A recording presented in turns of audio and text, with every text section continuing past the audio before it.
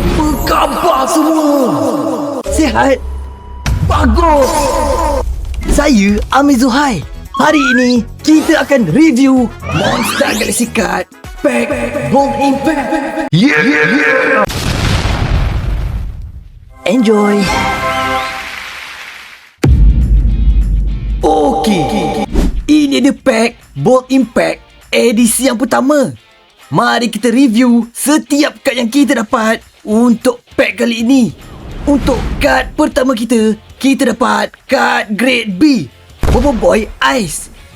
Bobo Boy Ice merupakan kuasa elemental air tahap kedua yang menggunakan senjata jarak jauh seperti panah ais. HP 120, attack 100. Efek kad ini adalah efek kad lawan tidak berkesan. Untuk kad seterusnya, kita dapat kad sokongan Profesor Utan dan Gopal.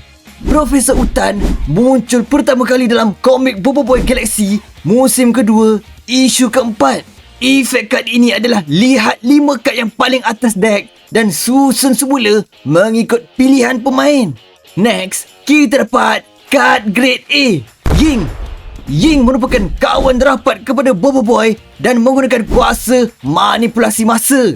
HP 200, attack 160. Kad ini boleh digunakan sekiranya pernah menggunakan kad jenis Ying tidak bersyarat. Kad seterusnya kita dapat adalah kad Grade B, Yaya dan Gopal. Mereka merupakan kawan rapat kepada Bobo Boy dan mempunyai dinamik perbualan yang menghiburkan. HP 120, attack 100. Efek kad ini adalah pilih satu kad dari zon menang pihak lawan dan tiru nilai attack kad tersebut.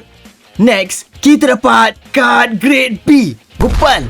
Dalam Bobo Boy Galaxy musim kedua, isu 13, Gopal dan rakan-rakan pakai baju perisai Satria Windara untuk menewaskan Maharaja Reramos dan tenteranya.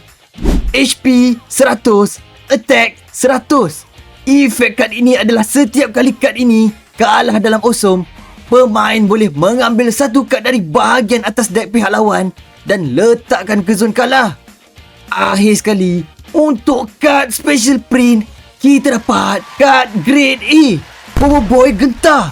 Bobo Boy Gentar merupakan hasil fusion daripada kuasa Halilintar dan Gempa. Kad ini boleh digunakan sekiranya pernah menggunakan kad Bobo Boy Gempa dan Halilintar. Kedua-dua pemain melempar HP marker sebanyak 1 kali. Setiap kali pemain mendapat nilai lebih tinggi, tolak 40 HP kad di zon aktif pihak lawan. Itu saja daripada saya. Ingat ya, jangan jalan, tidak tengok jalan.